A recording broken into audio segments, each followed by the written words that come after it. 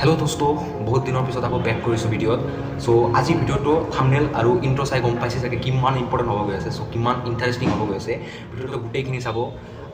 সেই মানে আজিৰ পৰা 2 বছৰ আগৰ কথা। মোৰ এইটো 2019 ডিচেম্বৰ মাহত হ'ব। এই তেনেকুৱা এটা টাইমত মোৰ ফ্ৰেণ্ড কিছুমানে ৰাতিৰ আকাশত এই ধৰণৰ ষ্ট্ৰাকচাৰ দেখা পাইছিল, ঠিক আছে। চ' এইটো বস্তু তেওঁলোকে মোক জনাইছিল, মই ইমান এটা মানে এইটোলৈ ভবা নাছিলোঁ।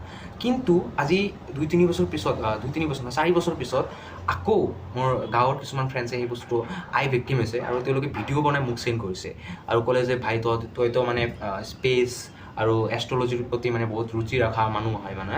চ' ইয়াৰ ওপৰত কি ক'বি, এইটো কি UFO হয় নে বেলেগ কিবা বস্তু হয়? চ' আজি মই ইয়াৰ পোষ্টমৰ্টম কৰিব আহিছোঁ আৰু।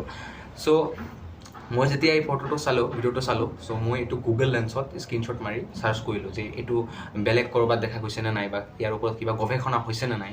চ' তাৰপিছত মই বহুত ইণ্টাৰেষ্টিং ফেক্ট কিছুমান জানিবলৈ পাইছোঁ ইয়াৰ বিষয়ে। চ' গোটেই ভিডিঅ'খিনি চাব। চ' লেটছ ষ্টাৰ্ট দ্য ভিডিঅ'।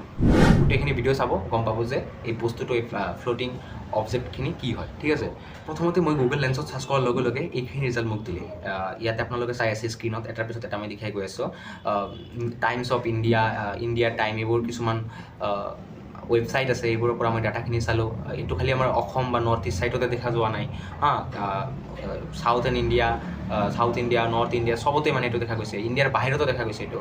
বহুতে টুইট কৰিছে, মই টুইটাৰত দেখাই আছোঁ আপোনাৰ বহুতে টুইট কৰিছে, বহুত চ'ৰ্চত এইটো মানে ভাইৰেল ফটোটো। এনেকুৱা নহয় যে খালি মোৰ ফ্ৰেণ্ডবোৰে ভিক্টিম হৈছে, ঠিক আছে।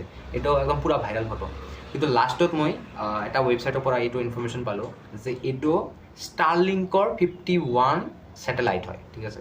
এইটো কোনো এলিয়েন UFO নহয়, এইটো ষ্টাৰলিংকৰ 51 ছেটেলাইট হয়। এতিয়া ষ্টাৰলিংকৰ 51 ছেটেলাইট মানে কি? চ' এটাকে কৈ আছোঁ, চিম্পলি এক্সপ্লেইন কৰি কি আছোঁ বস্তুটো কি হৈছে। তাৰমানে ইলন মাস্ক পৃথিৱীৰ চবতছে ধনী মানুহ, তেওঁৰ এটা কোম্পানী আছে SpaceX বুলি, ঠিক আছে। যেনেকৈ নাছা, ইছৰ', ঠিক তেনেকৈ SpaceX বুলি এটা কোম্পানী আছে। চ' SpaceXে কি কৰে, নাছা নিচিনাকৈ বিভিন্ন ছেটেলাইট, ঠিক আছে, সময়ে সময়ে মানে স্পেচত পঠিয়াই থাকে, ঠিক আছে। তো এক ধৰণৰ ছেটেলাইট ইলন মাস্কে স্পেচত পঠাইছে, সেইটো হ'ল ষ্টাৰলিংক, ঠিক আছে। এই ষ্টাৰলিংকে কি কৰে, ছেটেলাইট ইণ্টাৰনেট প্ৰভাইড কৰে 54 কাউণ্ট্ৰিত, মানে ৱৰ্ল্ডৰ 54 কাউণ্ট্ৰিত ছেটেলাইট ইণ্টাৰনেট প্ৰভাইড কৰে। এইটো 5Gতকৈও ফাষ্ট হয়, বহুত ফাষ্ট হয় ইণ্টাৰনেট স্পীড। কিন্তু সেইটো আমাৰ দেশত নাই। আমাৰ দেশত কিয় নাই? কাৰণ এইটো মই বহুত আগতে শুনিছিলোঁ, বহুত আগতে গৱেষণা কৰিছিলোঁ যে ষ্টাৰলিংক যদি আমাৰ ইণ্ডিয়াত আহে, তেনেহ'লে আমাৰ এয়াৰটেল, জিঅ' এইবোৰ যিবোৰ কোম্পানী আছে না, সেইবোৰ একদম মানে মাটিত মিলি যাব পাৰে, ঠিক আছে। সিহঁতৰ একদম লছ হৈ যাব।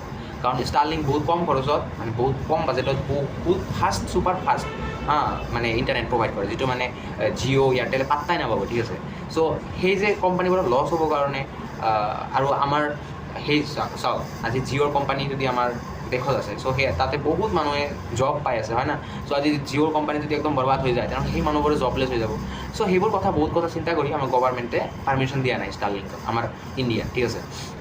কিন্তু ৱৰ্ল্ডৰ 54টা কাউণ্ট্ৰিত ষ্টাৰলিংকে ইণ্টাৰনেট প্ৰভাইড কৰে। চ' সেই ষ্টাৰলিংক ছেটেলাইট কি এটা নাথাকে, ঠিক আছে। এটা নহয়, 51টা ছেটেলাইট লঞ্চ কৰিছে ইলন মাস্কে। সেইটো আৰ্থৰ অৰ্বিটেদি মানে ঘূৰি থাকে, ঠিক আছে। আৰ্থৰ চাৰিওফালে ঘূৰি থাকে। চ' সেই ছেটেলাইটবোৰে প্ৰত্যেক বছৰে মানে মাজে সময়ে মানুহে দেখি থাকে, এটা লাইনেদি গৈ আছে এনেকৈ। চ' সেইটো চাই মানুহে ভাবে কিবা এলিয়েন স্পেচশ্বিপ হয় নেকি বা UFO হয় নেকি, বাট সেইটো তেনেকুৱা একো বস্তু নহয়। সেইটো জাষ্ট ষ্টাৰলিংকৰ ছেটেলাইট হয়, ঠিক আছে। SpaceXে পঠোৱা ষ্টাৰলিংকৰ ছেটেলাইট হয়। এইটো 2019ত লঞ্চ কৰিছিল, ঠিক আছে। SpaceXৰ পৰা লঞ্চ কৰা হৈছিল এপ্ৰিল পৰা। চ' এইখিনি আছিল fact about the UFO unidentified flying object. এতিয়া আশা কৰোঁ আপোনালোকে গম পালে যে বস্তুটো কি হয়। চ' এই ধৰণৰ যদি কিবা অবজেক্টছ কেতিয়াবা আপোনালোকে দেখে, তো কেনেকৈ জানিব যে বস্তুটো কি হয়, ঠিক আছে। ইয়াৰ কাৰণে আপোনালোকে কি কয়, সেই বস্তু ফটো তুলিব, এটা ফটো তুলি সেইটো গুগল লেন্সত চাৰ্চ কৰিব। তেতিয়া আপোনালোকে পাব যে এই ছেইম বস্তুটো আগতে ক'ৰবাত দেখা গৈছে নেকি, ঠিক আছে। চ' ইয়াৰ বিষয়ে ডিটেইলছ এটা পাই যাব। চ' আজিৰ কাৰণে এইখিনিয়ে। আশা কৰোঁ কিবা এটা আপোনালোকে শিকিব পাৰিলে। চ' বহুত দিনৰ পিছত ভিডিঅ' এটা লৈ আহিছিলোঁ। আকৌ ভাল ভিডিঅ' আহি আছে। চ' চাই থাকিব ভিডিঅ', চেনেল ছাবস্ক্ৰাইব কৰি দিব আৰু ভাল লাগিলে লাইক কৰিব, শ্বেয়াৰ কৰিব। That's it. Thank U.